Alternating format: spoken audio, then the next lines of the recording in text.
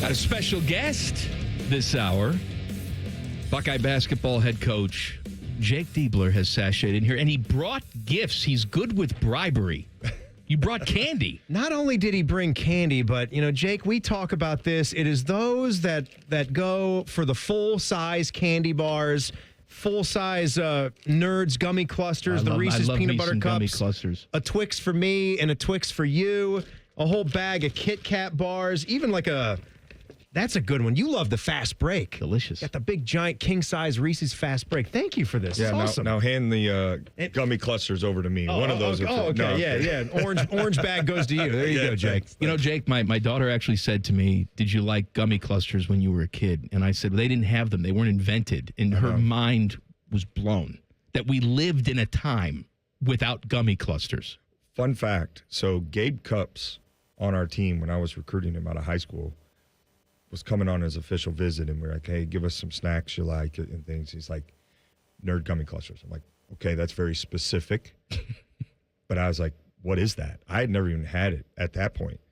And sure enough, we went, and I was like, he told me it's the best candy ever. When someone says something like that, you have to try it, right? Yeah, absolutely. Is he a full-on addict like Marshawn Lynch with the Skittles? Like it's a big thing for him? I don't want to expose him too much. Yeah. He's really improved on his nutrition since high school, but so I went and tried them, and I mean, he's not entirely wrong. Best ever, I don't know, but it's definitely in the top 3 for me. All right, give me your top 3. I mean, there's that, and then what rounds it out? Yeah, well, I think a classic Swedish fish. You see? For me is You're another one of those Swedish fish. A Swedish fish you fan side right with here. Timmy. That's unbelievable. And then after that, I just dark chocolate. Wow. Just straight. How dark are we getting? It could be not like the weird where it's not sweet still. Okay. It can't be too crazy, but could be like dark chocolate almonds, whatever. Just I like dark chocolate. There is I'm the bus stop dad, right? We have a girl in our neighborhood, Evelyn. She likes the 100% dark chocolate. That's wild. I'm just saying she loves it. The more bitter, the better. That's I don't know what She's to also say a to that. future serial killer. Well, I mean, you've got to go to like a fancy chocolatier to get the dark chocolate. I'm not getting her the baker's chocolate from the aisle. Right. You're not getting the semi-sweet bag of the Nestle's. You want to get something good. You could go to the Fudge House. You ever go to Schmidt's, like to the German restaurant down in German Village, and then they have the Fudge Shop, a candy shop right there in the little nook. It's a great little holiday thing. November is my favorite time to have a Saturday night down there. They could hook you up with some really good dark chocolate there. Sounds good. This is what you thought you were going to get when you came in here, right? It's a great time to be a dad. End of October. Yeah. You have this humongous excuse to eat sweets, and it doesn't get any better than that. Well, there's the dad tax too. You take a certain amount of candy. Yeah, and just sets them up for life. I've trained my kids, so they just like. We get in, they just hand, okay, Dad. Beautiful. We know you're, so we've got them conditioned. Yeah. And Jake, with family life, you guys are in the thick of it, right? With 3 little ones. What are their ages these days? 4.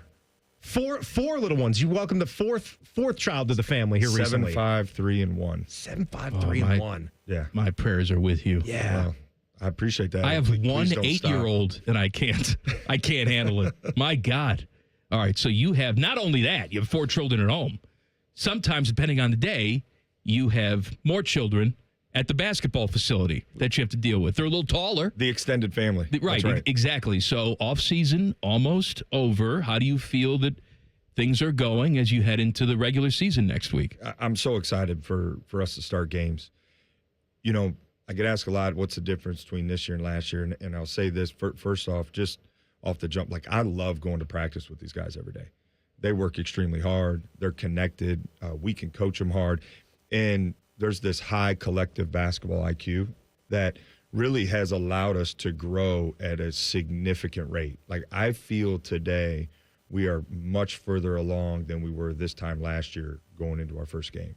Now, we got to go out and do it, right? We got to go out and perform against live competition that counts now. But just as far as how the preparation has gone and the growth of this team, it's been huge. And it's been a lot of fun.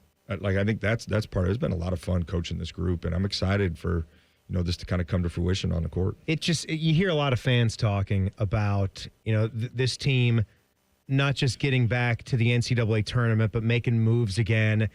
And when you have a rare 4-year player like Bruce Thornton, I mean, I'm sure he wants it as bad as anyone has ever wanted anything. And I'm sure that just makes you and your coaching staff want it that much more. It's for everybody. But when you have an individual that's poured that much into the program, are there people that want to rally around him? Like, he's the leader of this team, right?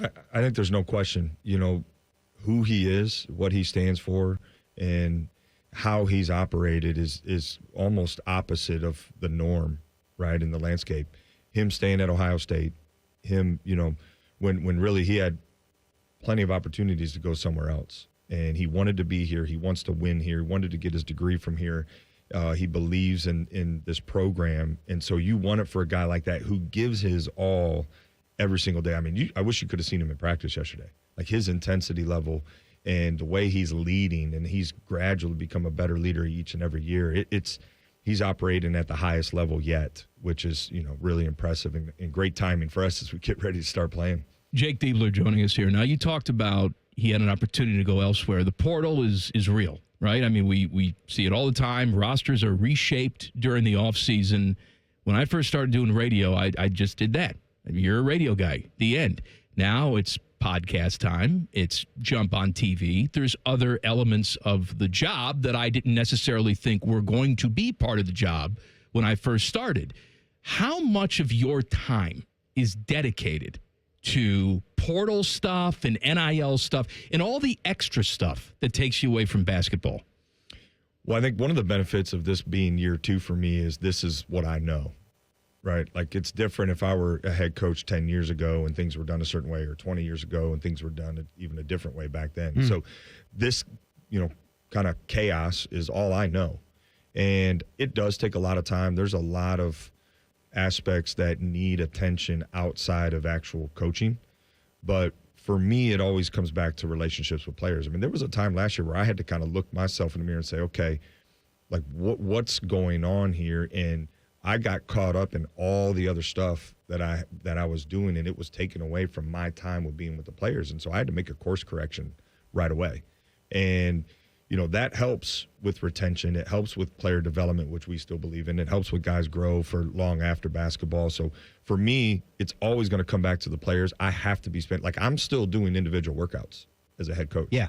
And that doesn't happen, in most places across the country. So, but it's about spending as much time as I can with the players and utilizing this, honestly, unbelievable staff I have to help and delegate and help them handle some of the other things. So you get the full off season under your belt this time. You get the roster set. What's got you most excited about it? Well, I think after our scrimmage, after our exhibition, we've talked a lot about playing faster. We've talked a lot about the ball moving more. And so far in those two situations, those improvements that we felt like we had made had held true. We've played with great pace. We've had really good offensive numbers. So that excites me. It excites me heading into, Monday night and beyond, because what we're doing, I feel like, is working, the changes we wanted to make. And then our size, which was a big deal for us this offseason, we had to get bigger, is helping us on the defensive side and helping us with rebounding. We have dived in, We dived? It just sounds odd. We dove into it. We dove into basketball. We're going to continue to dive into basketball, but we also want to dive into the nonsense, too. I want you to think about this as we take a break. You got no place to be. You're in your soft clothes. What are we eating? All right? Take the commercial break. Think about it. Calories don't count. And you have easy access to a toilet. I asked the same question to Ryan Day when he was in here. I'll be ready when we get back. And he answered a well-marbled ribeye steak with some he's got one named after him, right? At Hyde Park. Yeah, yes, he does. Yeah. All right, so we're going to dive into divin, who the hell cares? All of it. Jake Diebler's here. Common Man and Timmy on the Fan. Jake Diebler is with us for the hour. We have some tickets to give away, Teddy. How you want to do it? Because we have 2 different types of tickets. We have 4 club-level tickets. And we have 2 floor tickets for the game on Monday against IU Indy, formerly known as Ooey Pooey. So separate pairs of tickets here. Yes. Separate pairs. 2 winners. Separate knobs. Yeah. We'll give away 1 here and then 1 later. All right, let's do the 4 club level now. 614-821-9710. If Ted answered the phone and said, you won, then you have won. Jake Diebler is with us. My daughter is 8.5. She loves basketball. She loves football. She loves all things Ohio State. She has been to 6 of your games. You've won all 6. Give her those tickets we just talked about. Just saying, you've won all 6. Every time she's gone, she's been on the Jumbotron. Twice, she's been named Meyer Fan of the Game. She walks in with such an attitude. Like, this is what happens to me every single time I go. They win. I'm on the Jumbotron. Now, I don't want you to do something about the winning. We need to continue to win. Yes. But let's stop putting her on the Jumbotron because it's given her a big head. Start putting some ugly adults up there, not just the cute kids. We'll see what we can do. All right. Yeah, we'll see. Anything to help you parent, because, I got my own set of issues when it comes to that. So. She's very excited about the upcoming season. If you had to analyze this conference right now and what you see, do you think it's a deep conference? Is there a lot of parity in this conference? Obviously, we haven't seen games yet, but you got a feel for the different rosters here. What do you think this Big Ten conference is going to be like? I think it's the best it's ever been. It's the deepest. Obviously, the transition to 18 teams has been different. But when you look at what each team across the conference has done, quite honestly, I think the amount of money that was spent in the NIL space in the Big Ten, the retention in the Big Ten, the kind of new talent in the Big Ten. I think it's the best. This will be the best the Big Ten has ever been. Mm-hmm. Top to bottom, there's not a single night there's not a single game you can look at on the schedule and say, oh, that game we don't have to play great to win. Home, road, it doesn't matter. They're all going to be really tough. When you analyzed last year and maybe some of the issues, they were all close games. Like we've talked about that. They're all a lot of one possession games, but you know how important winning at home is. And that was maybe the biggest thing last season when it all came to an end. You analyze the resume, and it was those home losses that slipped away.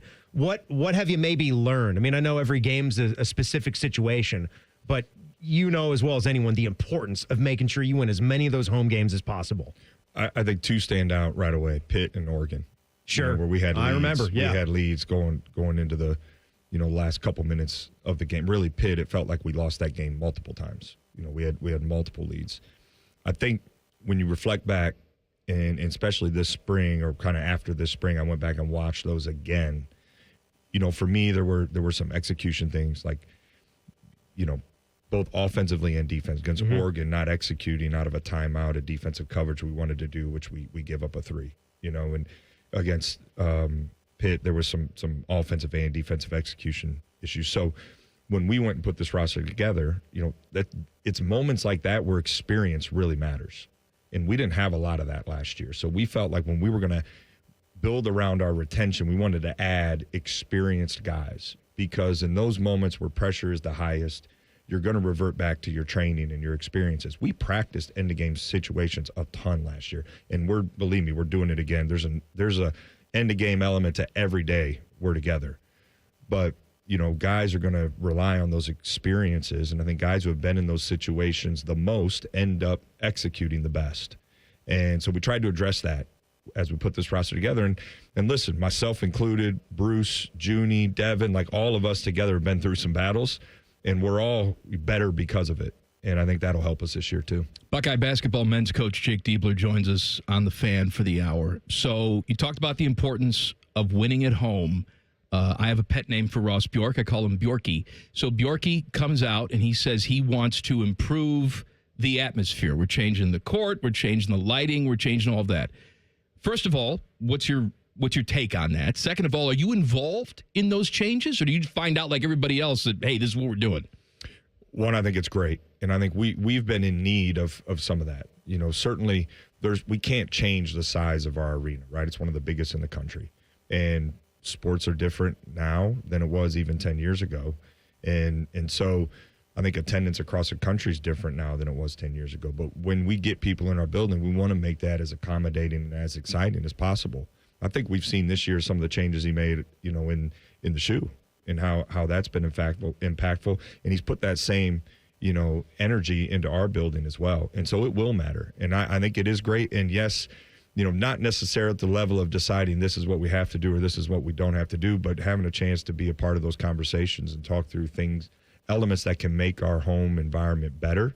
I'm thankful he included me in those, and I'm thankful he's got kind of this drive to make it better. So we're going to see that on Monday for the first time. We're going to see that gray court. I saw there has to be limitations to this too, right? I see the NBA, they're doing their thing for their in-season games, and the courts are just ridiculous. They're bright red, they're bright blue, they're like chroma key. I can't even see anything going on. You've seen this court. Does it like strike the right chord? I'm willing to give it a chance. I'm usually a natural wood.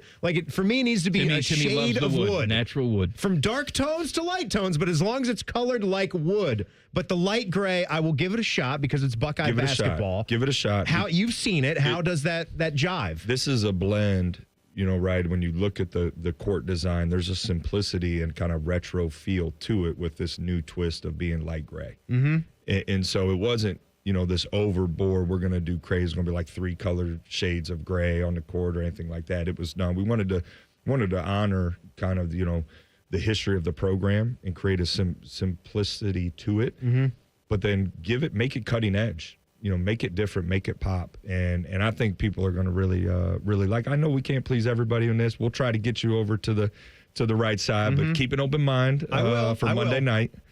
And if you need to, you can come check us out this weekend, just so you can kind of get a pre-feel. Just if you got, we'll give you like yourself. We'll give you like an opportunity to get behind the scenes peek. All right. The early look. It's very nice. I asked you when we were going to break, you got soft clothes on, you got nothing to do, nowhere to be, easy access to a toilet.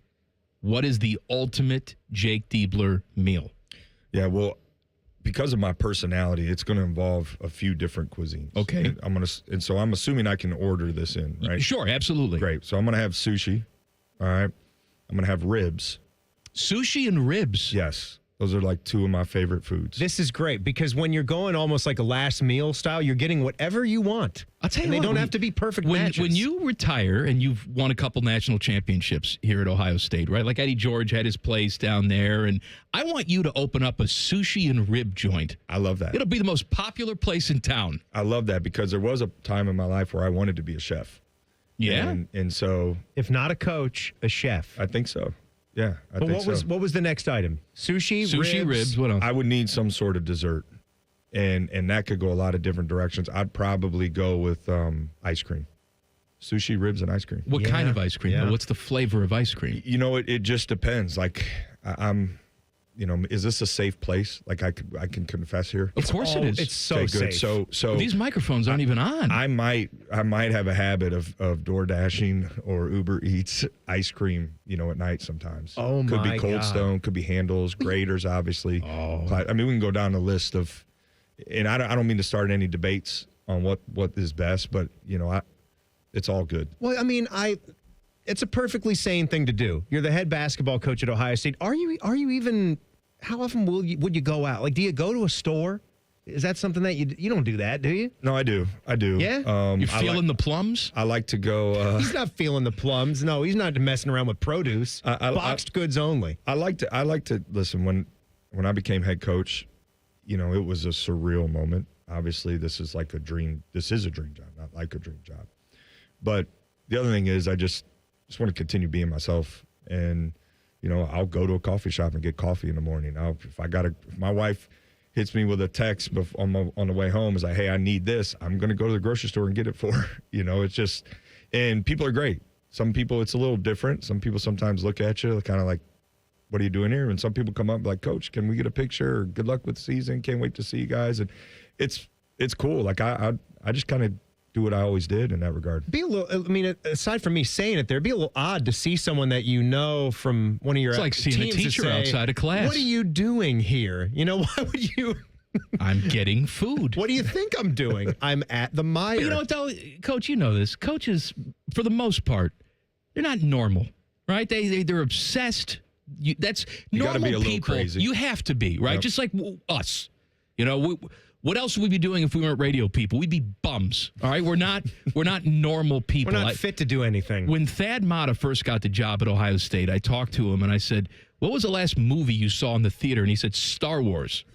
He was being completely honest. You know, he just didn't go anywhere. He didn't do that type of stuff. He was a coach. He was obsessed with it. Ryan Day's not out feeling the plums at the Giant Eagle, right? So of the coaches that you've met, who's the most intense? My dad. Can I start there? Sure you can. Yeah, Absolutely. yeah. He that's where I get my intensity from. I think, I've been able to work for some unbelievable coaches, and Thad Matta was one of them. And there was an obsession with how he operated. And so I think even, watching and getting to know Coach Day has been awesome for me, and just seeing how he operates in his building. Like he opened up the doors and let me go in there and watch what they were doing for a few days this summer, which was high level. Believe me, we took some of that stuff and implemented it into our program. But Thad was interesting because he was so routine driven. Like he had the same routine day after day after day after day. And that taught me a lot as a young coach at that time, getting to see how he operated, the amount of time he spent watching film, the amount of time he spent with his players, super, super beneficial. But the hard part is your mind doesn't stop. Like I'll wake up in the middle of the night and like think of a play. And I mean, we literally, I thought of a first play we wanted to run against a team last year at like 3:00 in the morning. And you got to get to the pad and you just put it down. You just walk up, you get up, you draw it, and then you're like, oh well, maybe we got to make this, But your mind just doesn't stop, and I think that's where the crazy part comes in. Did the play work? It did. All right, there you go. Yeah, it did. You need more middle of the night plays. I guess. More with Jake Diebler, plus your chance to win some floor tickets coming up in 2 minutes. Common Man. Jake Diebler doesn't show up empty-handed. He brought candy, and he also brought good seats for the game on Monday against IU Indy. I have 2 floor tickets to give away. Call now. 614-821-9710 is the number. If Teddy answers the phone and says, "You've won," then you've won. For ticket information for the Buckeyes, head to Ticketmaster.com/Buckeyes. Good luck. Forgot what I was going to ask you. While you're thinking it was something stupid, though. While you're thinking of that, we had asked some of our listeners, because we had been talking this up since, you came on and did a phone interview with us last week, and we were hoping to see you today, and now you're here. So we'd asked the listeners if they wanted to ask some things. And a non-basketball one from the burner phone. What's your favorite band? And when you're listening to tunes, who's your all-time favorite band? How technical are we getting here? Can I go my favorite artist? Sure. Absolutely. John Legend. John Legend. Fantastic. Yeah. Ohio guy, right? Ohio guy. R&B is my favorite type of music. So love that. I'm going to go with John Legend. Love that. And, not really a band, but. Yeah, an artist. He's got a band that plays with him. But, we have so many different things in our playlist. It goes by mood, too, There's like a different kind of game day call for different music at times. I don't know. I know all the players, like, they've got their own flavors and tastes as well. Yeah, John Legend isn't really busy on my game day playlist. Sure. But, it's not like pumping you up. It's more like mellowed out. But I think for me, the consistent, because it evolves over time, but consistently, I've been a gospel music guy on game day. Gospel music. That's interesting. Even back from when I was in college. I started that in college. And I've always kept an element of my game day playlist as gospel music. Now, when you say gospel music, are we talking like Hillsong type of stuff, or like actual like Gregorian chants type of gospel music? I like Hillsong and like Elevation Worship. Actually, big Rock City worship fan here in Columbus. All right.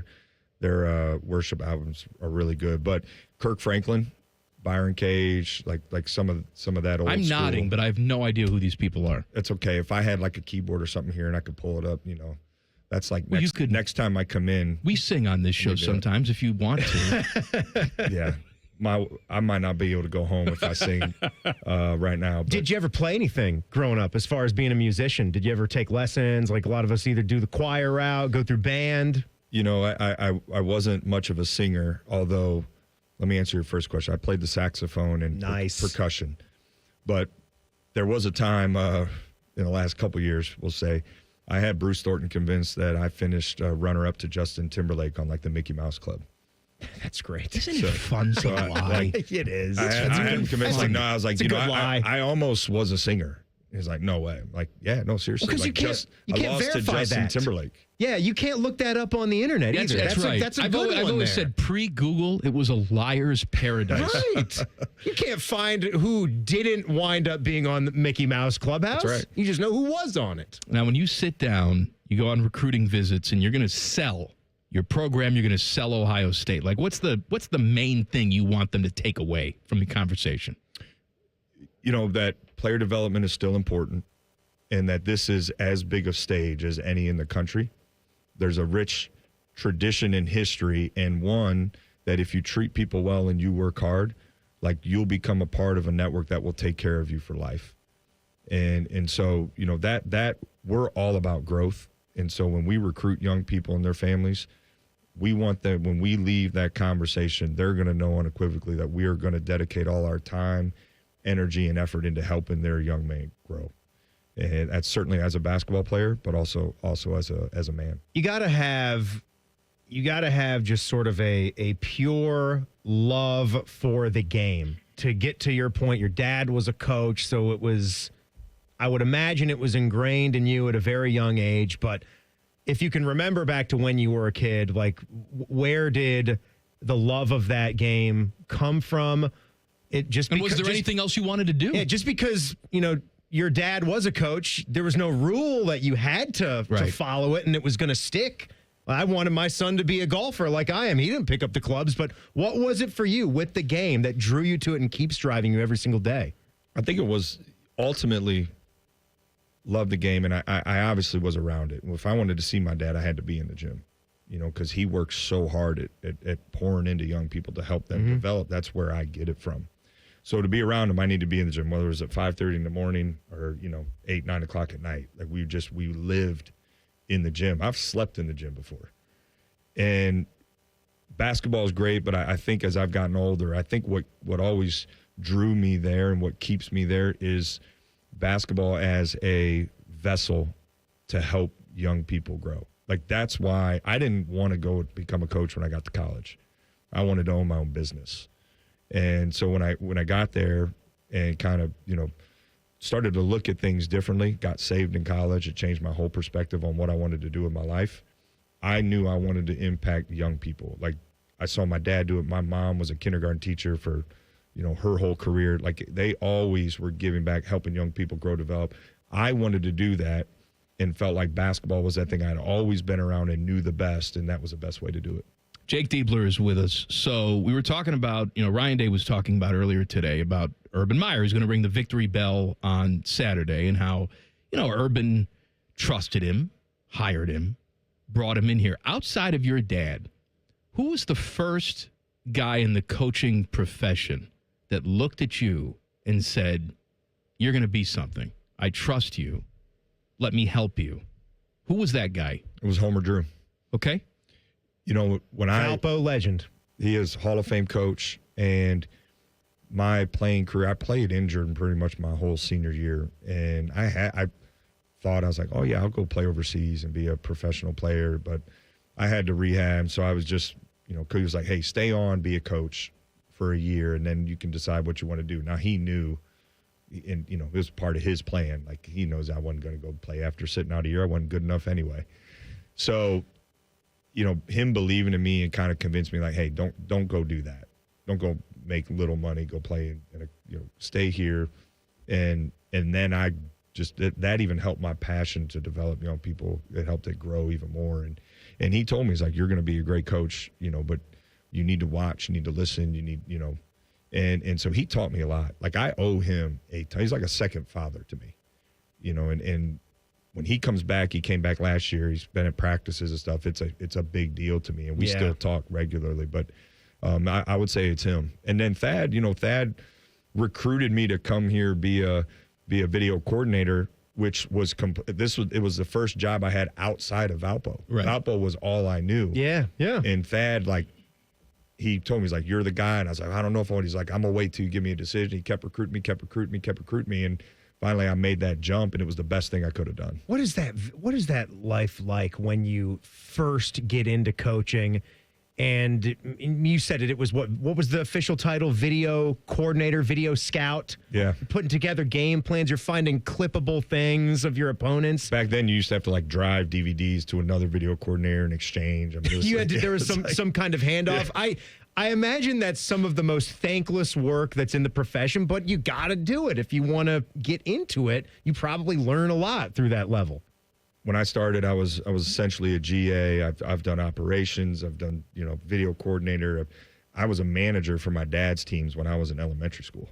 So I've just always had these different kind of jobs at different levels. And when I was video coordinator, I said this after our Ohio exhibition. I literally got to sit in Jeff Bull's office and listen to him recruit, or Dave Dickerson's office, and I got to watch film with Thad like almost every day. He and I. He would work out of the locker room. I'd be down there getting him whatever he needed. And so I got, it's like a master's class in coaching sitting next to a Hall of Fame coach. It's just basketball. And so that was so beneficial for me. But I think it's been helpful for me having had all the different jobs you can have on a coaching staff has been really beneficial. It's helped me as a leader. Jake Diebler, thank you for popping in. Give us some time today. Don't be a stranger. No. And please bring more candy. Absolutely. I'll make sure we get the right stuff next time. Whatever you need. Good luck. Really, good luck against IU Indy on Monday. And then, yes, we are pulling for you and all season long. Jake Diebler, back page coming up. Common Man and Timmy on the Fan.